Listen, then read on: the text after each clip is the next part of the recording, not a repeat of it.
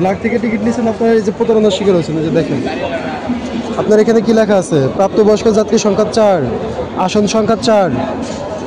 আর এইখানে প্রাপ্তবয়স্ক 2, চাইল্ড 2, মানে দুটো হচ্ছে শিশু যাত্রী। কম্পিউটারাইজ করে আপনাকে হচ্ছে এটা 4টে ধরা দিছে। আপনি ফুল টাকা দিলেও রেলওয়ে ফুল টাকা পায় নাই। চাইল্ড টিকিটের ক্ষেত্রে 64% ভাড়া কাউন্ট হয়, আর 36% ভাড়া কাউন্ট হয় না। এখন 36% ভাড়া এবং 36% জরিমানা। আপনাদের এটা জাল টিকিট।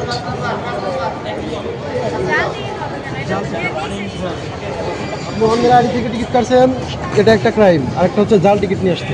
আমরা তো পাই নাই, ঢুকছি পরে পাই নাই। আচ্ছা, পান নাই, সেক্ষেত্রে আমরা কম্প্রোমাইজ করব, কিন্তু এই জাল টিকিট আপনি নিয়ে যেতে পারবেন না। এখানে আপনার 36% ভাড়া পে করতে হবে।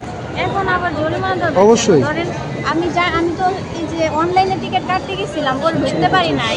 এখন আপনার আপনি ঢুকতে পারেন নাই, টিকিট কাটতে পারেন নাই, আপনি ট্রেনের পরিবর্তে বাসকে প্রিফার করবেন। আপনাকে যাইতে পারি না, বাসে যাইতে পারলে অবশ্যই আমি বাসে টিকিট কাটব। শুনেন, আমরা হচ্ছে ব্ল্যাক থেকে টিকিট নেওয়া আমরা অ্যালাউ করি, যদি সেটা মানে একদম 4টায় যদি প্রাপ্তবয়স্ক থাকে। কিন্তু এখানে লেখা আছে 4টা প্রাপ্তবয়স্ক। আরে আমি তো চাই কেউ কম্পিউটারের মাধ্যমে এই টিকিটটা এডিট করার রাইটস রাখে না। এটা শুধুমাত্র বাংলাদেশ রেলওয়ের সম্পত্তি, এর উপরে কেউ হাত দিতে পারবে না।